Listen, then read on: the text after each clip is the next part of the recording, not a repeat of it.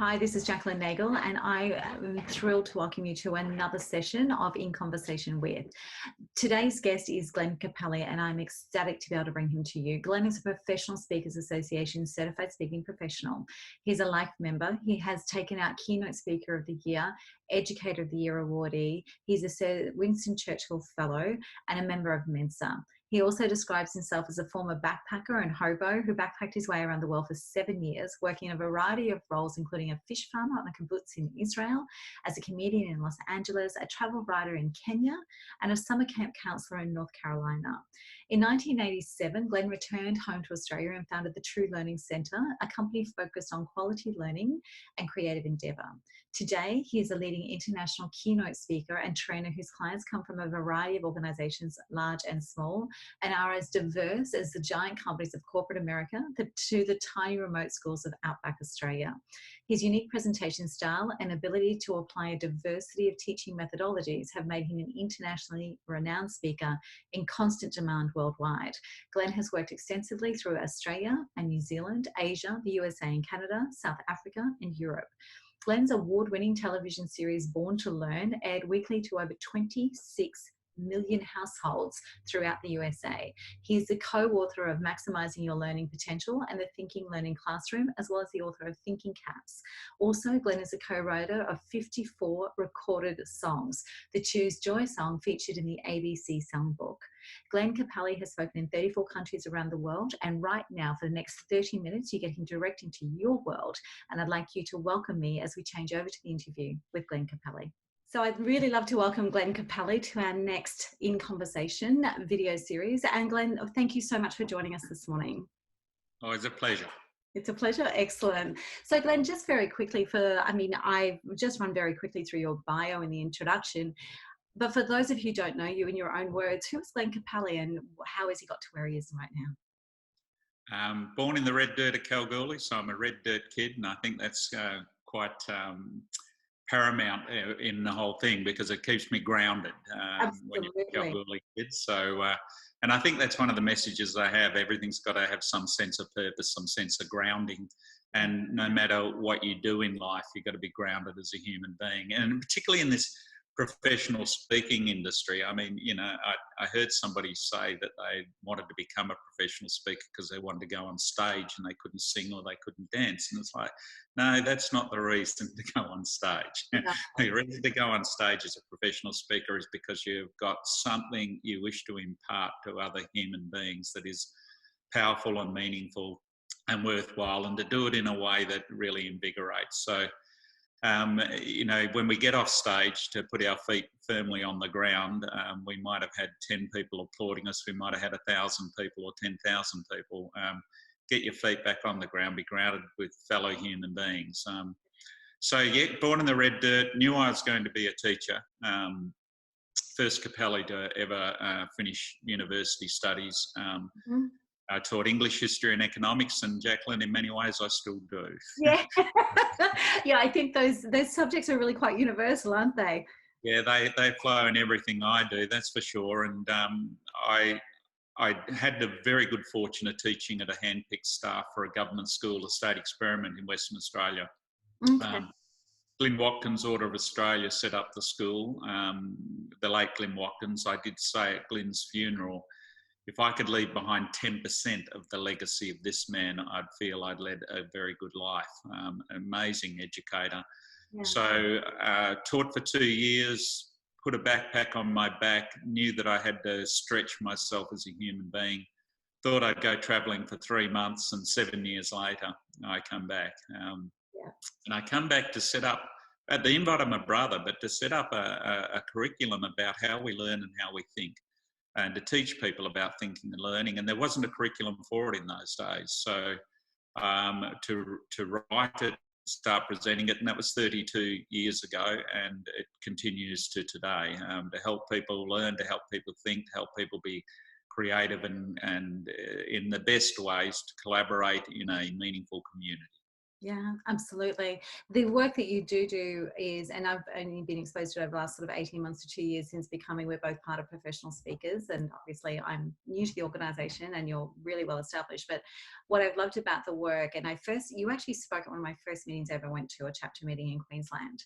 And it was, you were talking about your three caps, and the way that you actually unfolded that. And this is one of the things I want to I talk to people constantly about, is that yes, you're presenting and speaking from the front of the room, but you really understood how to get our attention, how to share the information, how for us to actually take it on board and do something with it. And when you were talking earlier about, some people say, well, I want to be on stage but I can't sing and dance, I'm going to speak, and that being the wrong premise. I think the heart of a speaker, how would you describe the heart of a speaker? What is it that they really are there to do? For me, it's reaching and teaching. It's education, which means that it's got to be meaningful. It's making stuff meaningful in a way that what I love to be able to do is, and whether it's a radio show, whether it's a keynote at a conference or whatever, is to give people an exciting and interesting time where it's almost like theatre, where the participants are actively involved in the theatre. Mm-hmm. And at the same time, I want them to walk away with something that they can use on Monday. Give me Yeah. something I can use with my son, my daughter, my staff, myself, my relationships. And if people own it for their kids, they're going to own it for their staff and their workplace even more. So a message has got to have those layers and layers and application. And there's a lot of really good research out there. There's a lot of really good stuff that doesn't necessarily make sense to all human beings. So Mm-hmm. the role of an educator is to help it make sense, to make the conceptual contextual so that it makes sense for every human being. Oh, that's what it's about. I'm Yeah. going to use that. I'm going to do that. Yeah, it's that moment. I call it. It's almost like a speaker's moment of truth when you see people light up. That it's not necessarily excitement. There's something in their eyes, isn't it? Where you know straight away that it's landed for them and they know how they're going to use it. And I think that's our moment of truth as a speaker. I think that's a beautiful definition, and it's because the audience are doing their own learning. There's some speakers who like to tell. It's a William Tell overture. It's just so let's read. Here's the three things. Yeah, let's battle it up. Sometimes it can be direct. But then there's that indirect, that sideways suggestion that, as I tell a story of my Nana and what she might have imparted on me as a human being and as a learner and a thinker, they travel a parallel story, the audience of their Nana, or the Nana they wish they had, or the Nana they wish they will be in the future or are now. So you're knowing. The brain learns by suggestion, and sometimes it's direct and sometimes it's indirect and sideways. There are many ways of learning in the many lands of smart, and there's many ways to be on the planet and to be able to make a decent contribution. And I think that, when we come from that, people realise that that's the superstring connectivity of human beings, that it's not like you're an elevated human being because you're on stage. You're just on stage at that moment telling a story in a particular way, but we've all got the stories. Yeah. We all can unearth them for meaningful living and meaningful learning. Yeah, it's one of the things that I do love about this space is, I said everybody has a story. Some people just have the words to go with them, but everyone can learn how to find those words to express them. And so it's available to everybody. And that's one of the things I do love about what we do in this industry, is that it's that extraction, but it's also that taking people with us, but it's also taking other speakers with us and showing them how to use their words to really enhance that story and get it to land and to simplify concepts. Beautiful. And words are our way and we need to love them, but words also conjure images. So we can give an image, a metaphor, we can give a rhythm, we can give a pace, we can give a musicality, yes. We can give a physicality. Some people learn it best by having a chance to stand up and do. Yes. So the role of the educator, reach and teach, is that there are many, many ways of learning, and our words that we use on stage are part of what we do and how we do it, our essence and our being, and inviting people to use other ways of learning is part of the excitement. But when you do that as an educator or as a presenter, when you go into a breadth and a sideways, it's more challenging.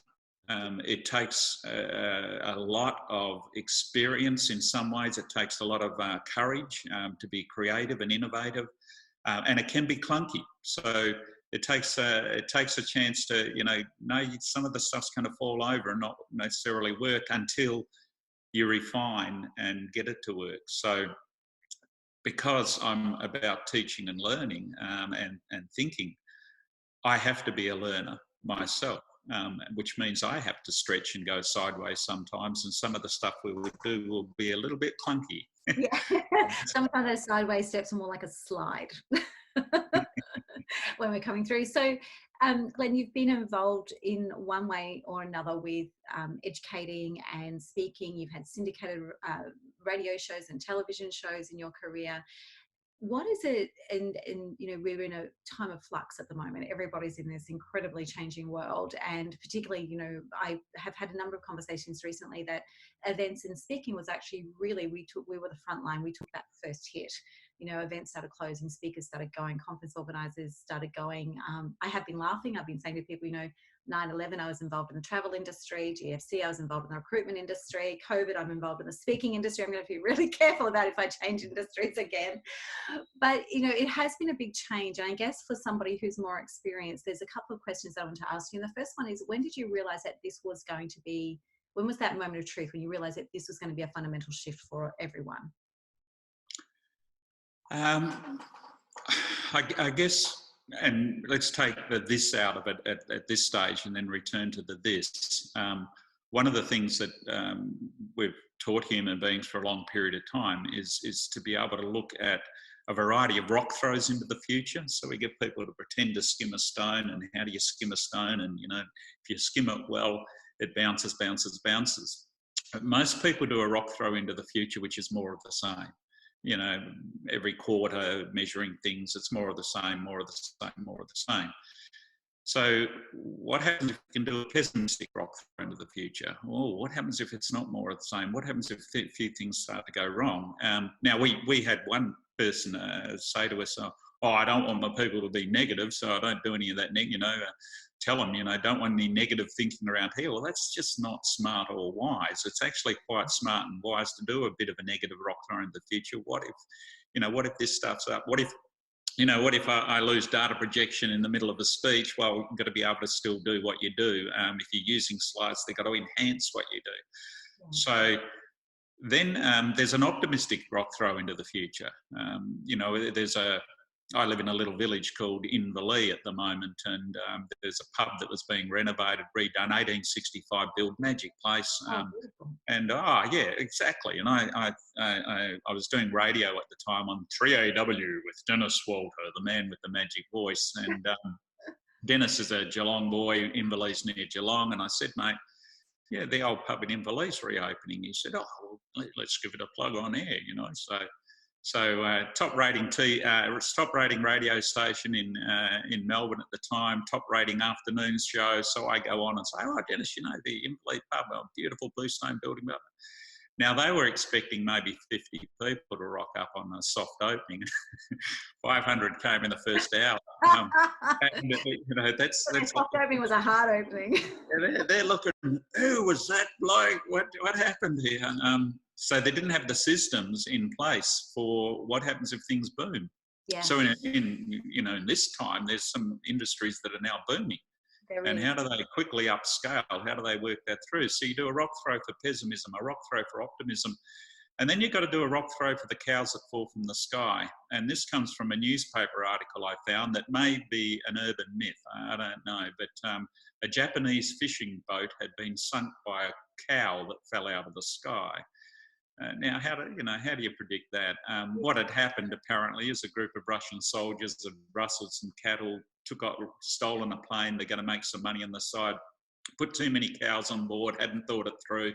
Sadly, start pushing some cows out in mid-flight without giving them a parachute, and a cow falls out of the sky and sinks the boat. So I'd say to people, there's cows that fall from the sky. They're unpredictable. You don't know. Now, some of them, like the Y2K bug, you go back way back when, it was a cow that we thought was going to fall out of the sky and didn't. Yeah. But there will be a cow that falls out of the sky sometime in your life.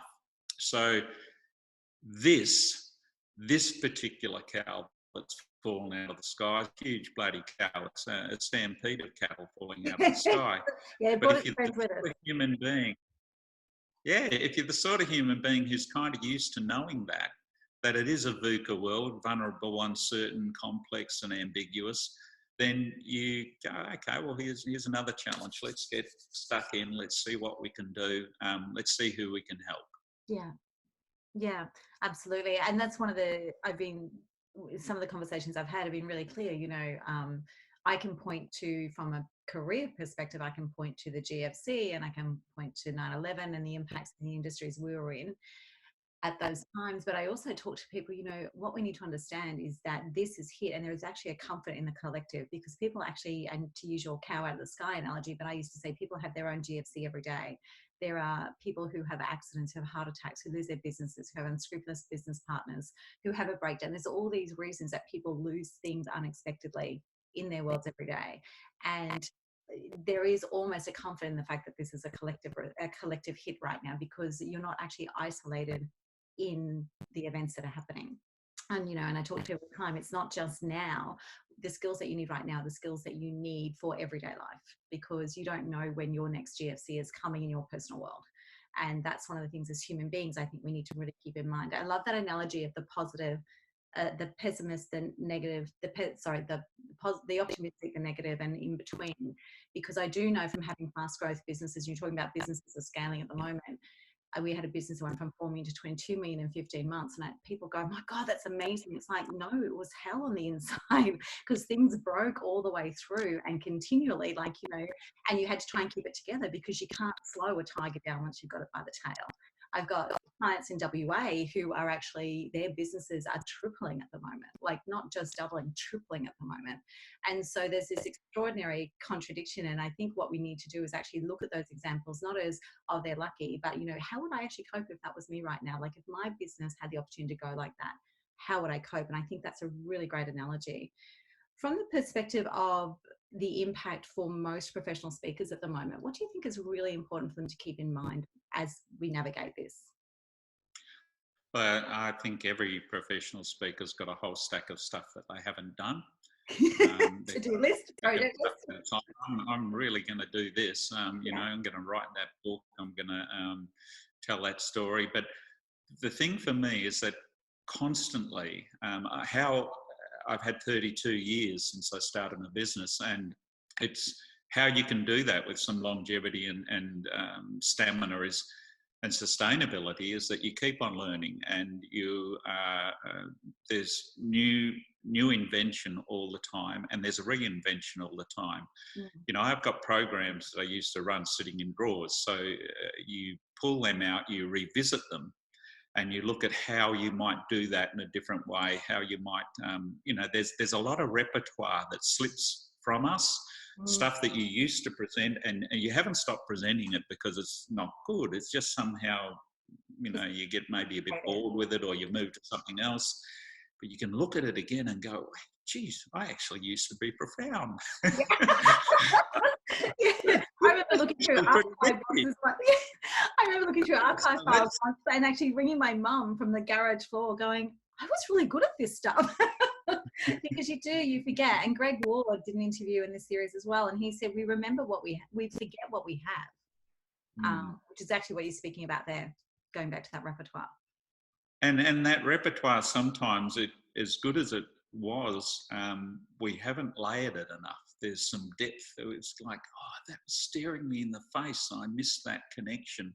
That could have made so much more sense for people, or that could have brought that to life. Or, boy, I've got, we turned everything in our youth program we used to run in the early years, tough and wonderful years, youth mastermind. We turned every message in the program into a song, because we thought the youngsters would listen to song more than they would just listen to the spoken voice. So we've got 54 recorded songs out and about, but it doesn't mean that I've been using those songs as well as they could be used. And when you've got a song, you've got a piece of music. You can take the lyric, use the lyric. You can take the music, speed it up, slow it down. You've got your own originality to be able to call upon. And for some folk, that'll be a way that registers in their brain. That will connect with them. They will remember that years down the track, as opposed to some of what you were saying. So different, say, many ways of learning, and many lands are smart, many ways to be. Yeah, absolutely. So I think also too, there's been there's been a lot of chatter. I guess I'm keeping my social media very clean at the moment and very deliberately to protect my own thinking. But the chatter that I have noticed is all about you need to pivot, you need to do this, you need to, and I'm sort of like, there is the creation space right now, but there's also, instead of burning on what you could create, have a look exactly what you just said. I'm so glad you brought to the table, because my thinking is, what have we already got that just can be elevated or brought back into play? So there's stuff that I used to do 10 years ago that can come back into play for my private clients, for example. There's things that we can bring from a content perspective to layer things up. And I think that's really important. Instead of actually really burning our capacity to create something new and evolutionary, what is it that we can actually bring and layer up and just have that gentle pace of creativity and learning and depth? And I think I'm really glad that you brought that through, because it's something I haven't articulated outside of my client group at the moment, but I think it's so important. We've got, Greg Ward said, as I said, we forget what we have. And you just actually said that, like the depth of what you have, if you just take it again and repurpose it and layer it up again. And so for people who are, I think we're all essentially in self-isolation or a form of it at the moment.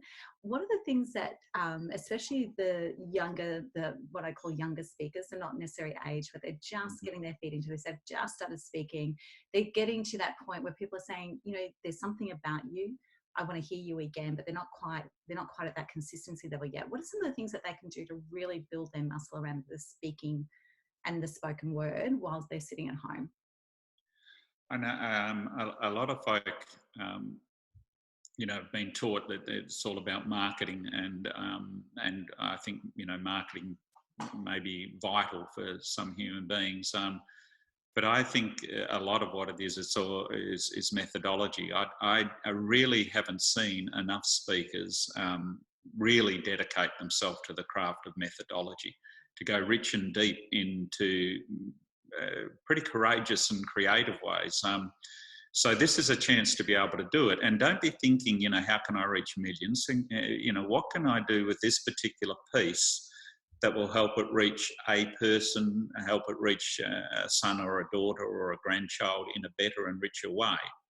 And then it will be able to reach and impact others as well. So it's a chance to be kind of creative at looking at, here's my content. Now, what am I doing with that content? Now, I invented the patron saint of professional speakers and educators as being thought poo. And thought poo, the head of the parallel universe is what it stands for, but the head of the parallel universe has got a wicked sense of humour and says, okay, Jacqueline, in your next, teaching this concept that you're going to teach, you need to incorporate 2 nursery rhymes in a meaningful and purposeful way. Oh, how are you going to do that? That would stretch me. Yeah, what are you going to do? You need to define it not in a dictionary definition, but in a physical movement. So we become interpretive dance in some ways, but it really is a physicality of learning. So these are ways that some people just haven't thought, because they figure, here's the camera, I stand, I sit, I look, I talk, it's over. Yeah.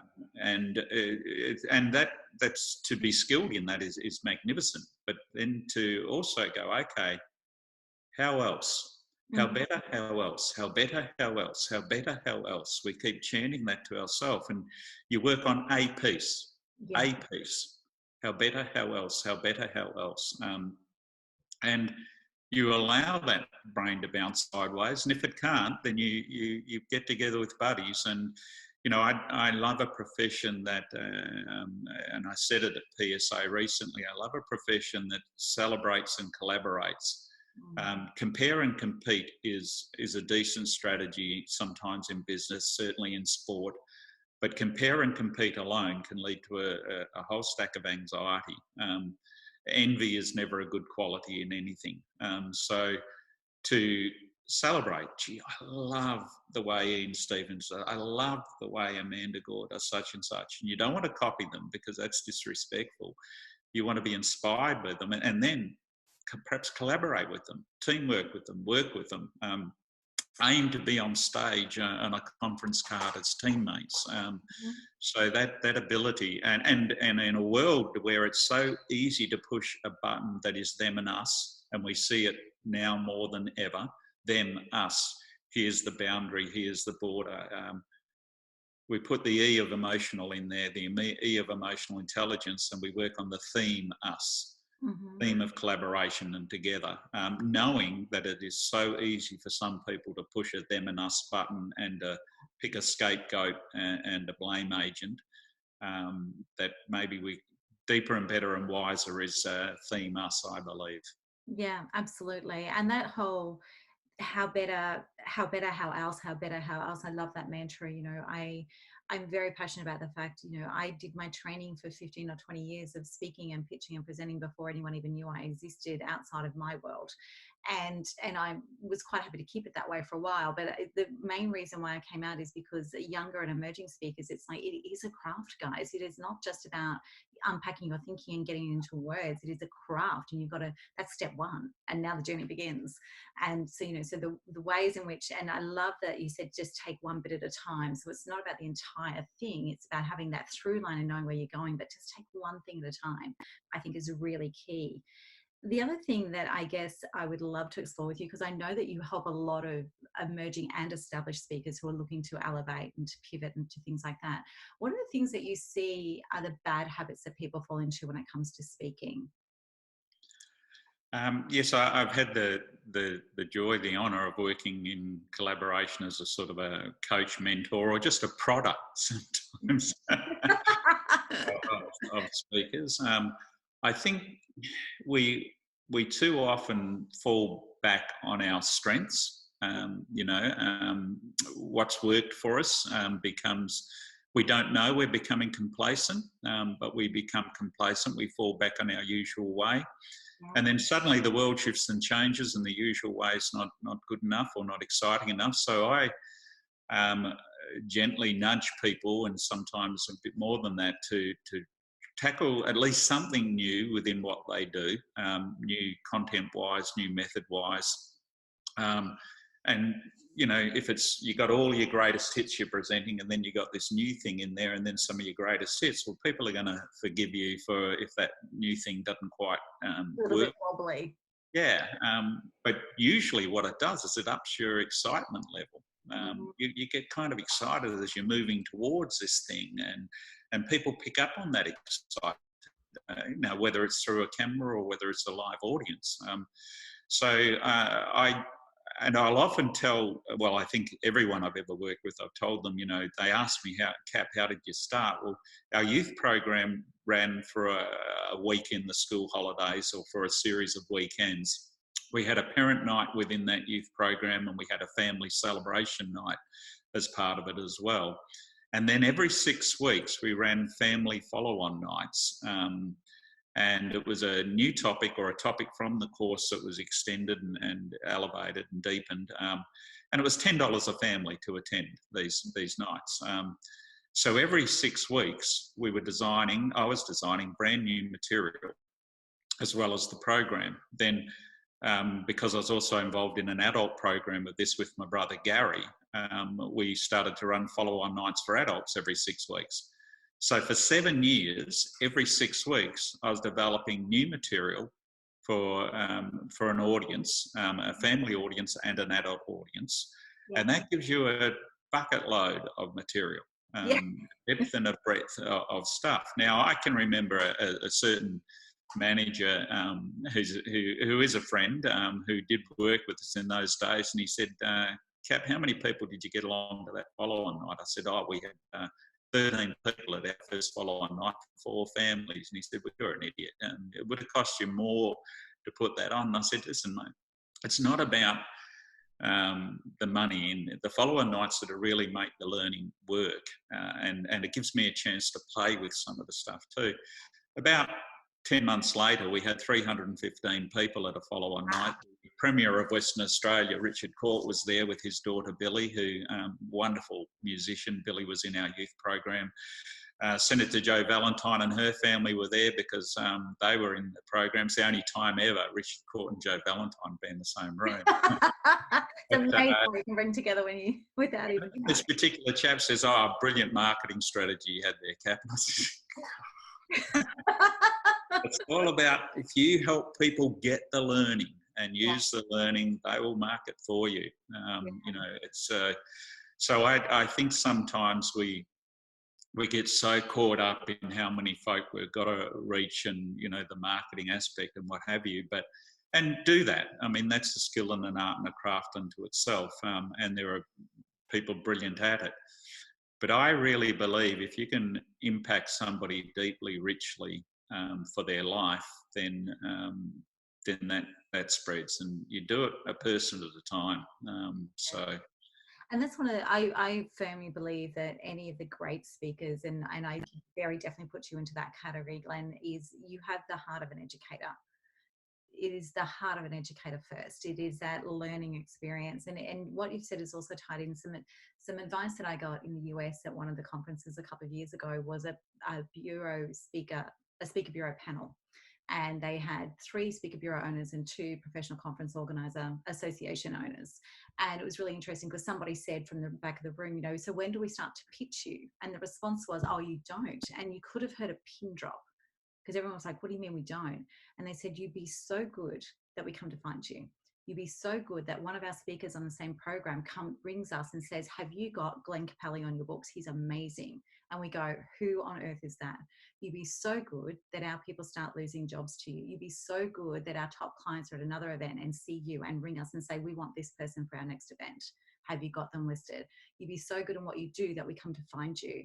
And even though there is all sorts of machinations around the marketing and everything like that, what I say to people all the time is what that means to me is your content has to sing in its own right. Your delivery has to make an impact in its own right. It doesn't matter how well you market. If you actually are so good that people come to find you, which is what you're talking about, you know, you instill the learning and other people market it for you. And that's what I really want everyone who wants to come into the speaking, educating, training, presenting world to actually understand is just really practice the craft and make sure that you're sharing with something that, as you said, they can go and use Monday. So it was really great to hear you say that. And I think that's a key. I think you're spot on with all of that, Jacqueline. It, you know, that is the message for folk, and you know, and sometimes it's. I mean, it's interesting. I had one of the people I was coaching who was using a couple of examples I was speaking of, and I said, listen, when you're saying this, I think it would be really important to pre-frame it with, I know many of you would know this. I know many of you would have heard this many, many times before, but it's so important to get a reawakening of this knowledge. And then you go in and talk about the fleas in the jar and how high they can jump. Yeah. And but would people have heard that story before? It's like, well, the fleas in the jar has been told for 30 years at least, and probably 30 years before that, maybe 300 before that. Just because it's brand new to you doesn't mean it's brand, you know. So if you are quoting other human beings, acknowledge your sources. If you are using a story that's been told in many ways, keep people involved with it by, you know, how we frame it up, how we unpack it, and perhaps you'll find a different way to help people unpack that story, or make the conceptual contextual in a different way. And also sometimes the old stories, there's some of the beauty of the research. Say for example the 10,000 hours. Now a lot of people talk about Malcolm Gladwell, 10,000 hours. Well, Malcolm, one of the great writers who's been able to write about it, but he was actually citing his resources, as he always does. And Eric Erickson, I think, some of the original research on it. And to get really good at anything, 10,000 hours of really skilled kind of practice, the kind of practice that you do. But what's not mentioned in that is also what he discovered is most of the folk who were really doing the 10,000 hours, as well as doing their 10,000 hours, they were more regularly likely to have 8.5 hours sleep a day, a night. Oh, wow. Yeah, you're right. That's So, okay. there's a little bit, boy, there's another layer that's, like, so it's not just flog, flog, flog, flog, flog. It's how do you look after yourself? How do you calm that brain, relax the brain? Do you have decent sleep? And in a world that became sleep deprived and maybe even more so now, that is a little snippet, a little layer to the research that goes, oh, wow. Yeah, and I talk to people all the time because especially newer speakers are defaulting to stories that they've heard for the first time, whereas we know from being conference seasoned and things like that, those stories are out there. And I always say to people, it's okay to tell the story, but find an element that surprises and delights. Like, go and find a different, people are always talking about, for example, an entrepreneurs, and they're always talking about Steve Jobs. And there are so many standard stories that people reference. And, I said to one person one time, go and read the book about Pixar that's written by the guy who headed Pixar, because he has these incredible, insightful, quick anecdotes about Steve Jobs from his perspective. And those are the stories that will delight. Like, always bring something different that will delight. And the other thing I say to people, and for those who are listening, it's really important, if you are going to share something that is mainstream or something that is in our folklore, then, as you said, contextualize it, but really contextualize it with your insights, with why you know this to be valuable, and share that insight with people. And I think that elevates it into not just being reciting some words from somebody else. That's beautiful, and nobody else apart from your brother and your sister have had your mum or your dad, or your grandma and your granddad. So to be able to look into that part of your life, and go, okay, here's this urban story that we all know, but how did my nana go with that? How would have my great grandparents gone with that? Because as I said before, as you travel your world of that, they travel their world of it, their real world of it, or the world that they imagine. I mean, every time I present my nana, I think everyone, and I would wish my nana on everyone. So she left the planet way too early, did she? But she great educator, ahead of her time, a great entrepreneurial woman when women weren't allowed to do that, and she taught us many things. But as I tell Nana's story, which becomes the folklore and the wisdom for us all to own, they either travel with their own Nana, or, as I say, I want to be that person, or, gee, I wish I'd had that person in my life. So it elicits that emotional connection for them. And one of the things that I believe to be true is that it's not until someone can actually say to you, when you spoke about your nana, it reminded me of mine, or when you spoke about your nana, I thought about the nana that I want to be, or when you spoke about your nana, I thought, oh wow, there are beautiful people in the world rather than my experience. And I say to people all the time, when people are saying to you, you're so good, you're so amazing, your story was incredible, you haven't done your job yet.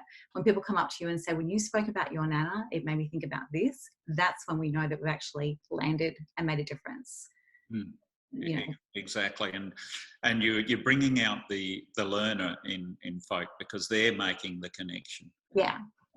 And sometimes you have to walk people to the bridge and walk them over the bridge and back again, and hold their hand and then say go away. And other times just take them to the river and they'll find their bridge. So you find a way to be able to do that. But if you allow the people to make their own connection, and then their ownership of the learning is so much better and richer and more likely to be used on a Monday.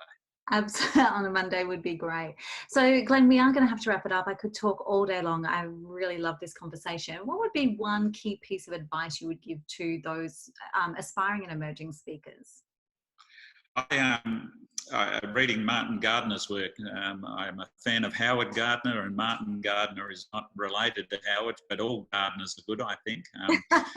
Martin, in one of his books, The Ambidextrous Universe, he had two sentences rather, that described an anablep. Now, as soon as I read about the anablep, I thought that's what we are as educators. Now, he wasn't saying this, but the metaphor hit me richly. An anablep is a Central American carpfish, and it looks a little bit like this. You can see that the anablep swims along, and it's got actually two big lenses, but within it, it's got 4 irises and 4 pupils. And it swims along, and 2 eyes looking above the surface at the very same time as 2 eyes looking beneath the surface. So I see content as above and method as beneath, and that it is just endless. When you are an Enablet, you are looking at saying, okay, how did that message get across? What was the methodology that was used? What could have been used? Oh, that didn't quite work, so how can I make it work? Oh, that's interesting. That's a whole different way of seeing things. So we're not just looking at content rich. We have to be deep and deep and deep and find our resources and find our knowledge and go deep within it, but also to explore the methodology, and become gifted and skilled at that. And then the more I travelled in my 7 years as a backpack, I opened a door, travelled a country, and my list kept getting longer. Yeah. There are more countries to visit, and it's the same with learning. You open a door, and it just opens more doors, and it's ongoing, never ending. So you can never think, oh, I'm a champion, I'm there. We're never there. And by doing that, you do become the ongoing champion when you're helping people learn, and you yourself are exhibiting that example as a learner, method-wise, content-wise. Awesome. I love that. And it also is a perfect marriage of that. I actually talked to one of the conversations that we've had in this series. I actually said, I feel like speaking is like, like we epitomize the song, The Hotel California. It's like, once you're in, you can't get out. Like it's you're in it, and there's no way out of it. It's actually, you're stuck in it, and in the most beautiful way. But that's how I feel about it. It becomes an obsession, and it's something where I think if you are a lifelong learner and you come into this industry, it's almost a perfect marriage, because you can always learn. You can always bring more to the table, and then you find people who can take that on. I think there's nothing more satisfying than being able to, as they say, surf on the platform. And the Eagles did sing "Take It Easy" as well. So and that's the one we need right now. And the great philosopher Woody Guthrie said, "Take it easy, but take it." Fabulous. Glenn, thank you so much for your time. For those people that are watching this when it goes live, Glenn's contact details will be in the comments below, and you can reach out to him at any time. I really appreciate your generosity. For those of you who are listening and watching, Glenn was one of the very first to respond when I put a call out to see what we could do for my community. I'm incredibly grateful, and thank you so much from the bottom of my heart. Oh, thank you very much, Jacqueline. Love your work and what you do. I must also say that if anyone's on LinkedIn, there is a message up there, or something I posted recently about the most influential song of them all, and what we can learn as presenters and educators from the song "And When I Die," written by the great Laura Nero. Oh. So if anyone's got a spare 5 minutes, have a read of that, have a look at the video that goes with it. Love your work, love what you're doing, love the collaboration in the community. Good on you, everyone. Be an Enablet. Thank you, Glenn.